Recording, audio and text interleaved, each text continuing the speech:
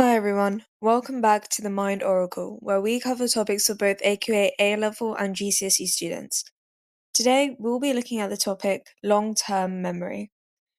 In this topic, we're going to be covering the three different types of long-term memory, as well as the evaluations that you're going to need to learn in order to score full marks in your exam. The first type of memory that we're going to be looking at is episodic memory. Episodic memory is generally used for different events throughout your life. Examples can include your birthday, graduation day, etc. And episodic memory also includes the time, emotions, and details involved of that event. So, for example, if we're talking about your birthday party, you can remember that it was on the 22nd of September and you were feeling particularly happy or surprised. And you might even remember the people that were there, as well as the emotions that they felt or the things that they said. Now, episodic memory is usually stored in the right prefrontal cortex. It is also declarative, meaning that it is consciously recalled.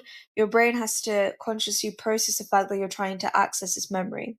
It is also a timestamp, which basically just means that we associate this event with a specific time in our lives and we can remember when this event took place and when we stored this memory. Procedural memory is a memory for how you do certain things. This will include riding a bike or learning how to swim. It's also known as muscle memory and it is stored in the motor cortex. Now, unlike episodic memory, procedural memory is actually non declarative, which makes sense once you think about it because you don't necessarily have to consciously recall how to ride a bike or how to pick up a pen or a pencil when you actually do the task. It also isn't time stamped, which means that we don't associate it with a specific time or event in our lives. Finally, we'll be covering semantic memory. Semantic memory is memory of knowledge and facts about the world, including learning what the different flags of different countries are, or learning how to identify different types of plants. This type of memory is usually stored in the left prefrontal cortex, so opposite of what the episodic memory is stored in. The way that I like to remember this is that semantic, the second letter of the word is E, and the second letter of the word left is also E, so semantic is stored in the left prefrontal cortex. Um, it's also important to note that it is declarative, meaning that it is consciously recalled just like episodic memories are, but it is not timestamped. So we need to be able to consciously process the fact that we're recalling this kind of knowledge, but it isn't necessarily associated with a specific time in our lives. Now, before we move on to evaluations, first try to just test how much you've understood so far by trying to organize these different phrases to the type of memory that it's associated with. So, for example, if I just do the first one, your friend's wedding, this is a event that's happened in your life. This is something where you can clearly remember the emotions and the details and the time involved. So it would be episodic memory. So just try doing that for the rest of the phrases on the list and see how much you understand what each type of long term memory is before you move on to trying to evaluate the theory. Okay, so now that you've organized everything into its categories, this is what it should have been. So things like your friend's wedding, your first date, your first day of school, these are all important, memorable events in your life, so they're episodic. Things like knowing where the Eiffel Tower is and what the purpose of a piggy bank is are facts and knowledge about the world. So that would come under semantic memory. And motor skills like how to juggle and how to ride a bike would come under procedural memory. So just make sure that you've understood what the base is of all of these different types of memories, and now we're going to be moving on to the evaluations.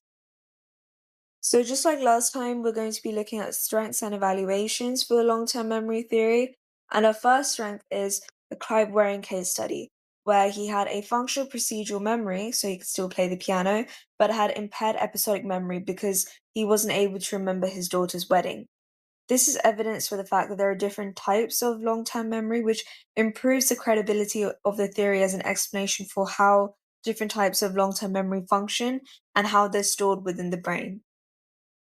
If you want to go further and try to do a counterpunch for this evaluation, you could also add that case studies like Clive Waring, while they do offer a detailed level of description, They are also rare individual cases, so may not necessarily be generalizable to the rest of the population. So that's very important to know, and you can use that as a sort of counterpunch right after you write this evaluation.